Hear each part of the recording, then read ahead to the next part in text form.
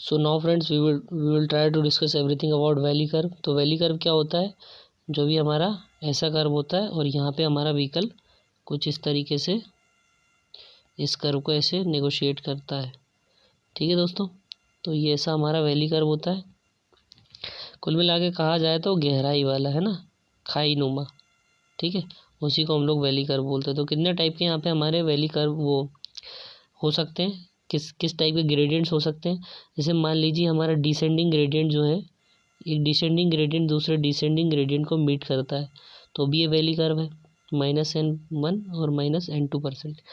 मान लीजिए descending gradient अगर हॉरिजॉन्टल ग्रेडियंट को मीट करता है, तो वो भी हमारा एक वैली कर्व हो सकता है। Descending gradient meets ascending gradient, तो ये भी हमारे यहाँ पे वैली कर्व हो गया। उसके बाद क्या है, हमारा असेंडिंग ग्रेडियंट जो है असेंडिंग ग्रेडियंट को ही मीट कर रहा है, तो भी हमारा वैली कर्व हो गया, है ना। आई होप आप लोग समझ पा रहे होंगे कि डिसेंडिंग और असेंडिंग का मतलब यहाँ पे क्या हो रहा है। जैसे ये जो नेगेटिव ग्रेडियंट है ना, ये डिसेंडिंग हो रहा है, और जब भी पॉजिटिव हो रहा है ना, तो हमारा असेंडिंग ग्रेडियंट हो रहा है वो। ठीक है दोस्तों, तो इतने तरीक़ों से हमारे वैली कर्व हो गया।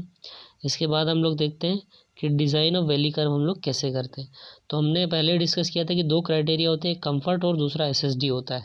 तो देखिए, कंफर्ट के बेस पे करेंगे कि एसएसडी के बेस पे करेंगे।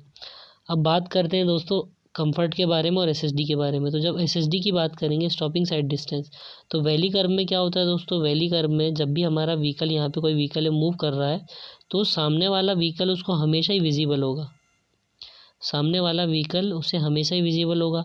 तो यहाँ पे एसएसडी का तो क्राइटेरिया आएगा ही नहीं, है ना। तो एसएसडी का क्राइटेरिया यहाँ पे क्या होता है, कैंसिल हो जाता है। उसके बाद हम लोग रात की बात करें, तो रात में क्या होता है, रात में तो ये पूरा विजिबल होता नहीं है। रात में क्या होता है, रात में हमें जो ध्यान में रखना होता है वो हेडलाइट साइड डिस्टेंस। रात में क्योंकि जितनी दूर तक हेडलाइट जा रही होगी उतनी दूर तक कहीं हमें विजिबल होगा, तो रात में हमें ध्यान में रखना होता है, नाइट टाइम में यहाँ पे हेडलाइट साइड डिस्टेंस का ध्यान में रखना होता है।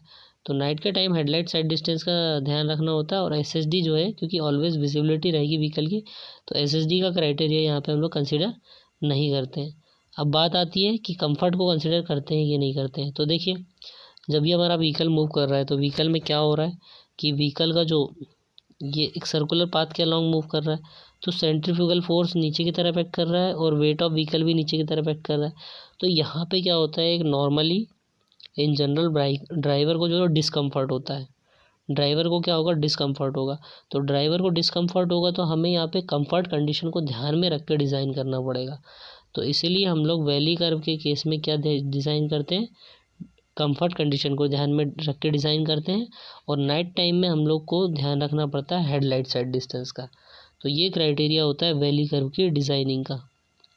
ठीक है, यहाँ पे लिखा हुआ है, ये वी कैन रीड। और ये day time SSD is not important, क्योंकि डे टाइम में हमेशा एक ड्राइवर दूसरे ड्राइवर को विजिबल रहेगा। और नाइट टाइम में headlight side distance is important.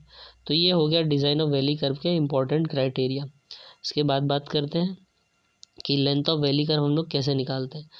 Length of valley curve हम लोग दो क्राइटेरिया के बेसिस पे कैलकुलेट करते हैं। एक तो है हमारा कंफर्ट, दूसरा है हमारा एसएसडी।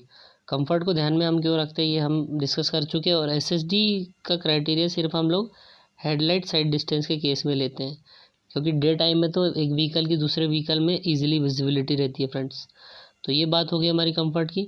तो लेंथ ऑफ वैली कर्व हम लोग कैलकुलेट करते हैं इस फॉर्मूले से। क्या है फॉर्मूला, √NV³/c × 2। ठीक है दोस्तों, तो अल्टीमेटली हमारा ये फार्मूले से हम लोग क्या करते हैं, वैली कर्व की लेंथ कैलकुलेट करते हैं। ये फार्मूला हमें याद रखना है। और ये सारे फार्मूले को हम लोग क्या करते हैं, फर्दर मतलब मॉडिफाई करने के बाद फाइनली हमारा ये फार्मूला आता है। तो इसे एज इट इज़ हमें याद रखना है। और अगर इसकी डिटेलिंग के बारे में बात करें तो हम न्यूमेरिकल करेंगे जब हम इसे और थोड़ा सा समझ लेंगे। बाकी एम्पेरिकल फार्मूला है, याद करना है, और कोई ज़्यादा कुछ रॉकेट साइंस है नहीं इसमें। ठीक है, और ये हेडलाइट साइज डिस्टेंस को ध्यान में रखते हुए हम यहाँ पे एसएसडी जो है, एसएसडी क्राइटेरिया के हिसाब से length of valley curve calculate करते हैं। When L is greater than SSD, जब L is greater than SSD होता है तो NS²/2H1 + 2S tan अल्फ़ा, ये फार्मूला होता है दोस्तों।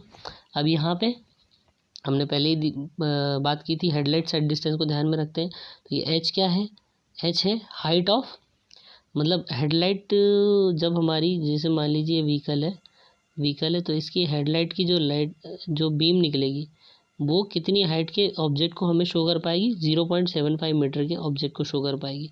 ठीक है, ये इस ऑब्जेक्ट को ऐसे ये हेडलाइट जो है शो कर पाएगी इतनी हाइट को। और अल्फ़ा क्या है, अल्फ़ा ये एंगल है, जो बीम निकल रही है, लाइट की जो बीम निकल रही है उसका जो एंगल है उसे हम 1 डिग्री मान के चलते हैं। तो ये हमारा हेडलाइट का एंगल हो गया दोस्तों। तो ये चीज़ें हैं।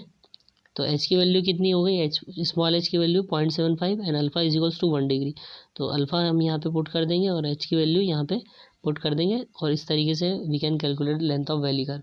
अब when L is less than S S D तो क्या होता है, 2s minus 2 in bracket 2h1 plus 2s tan alpha into N.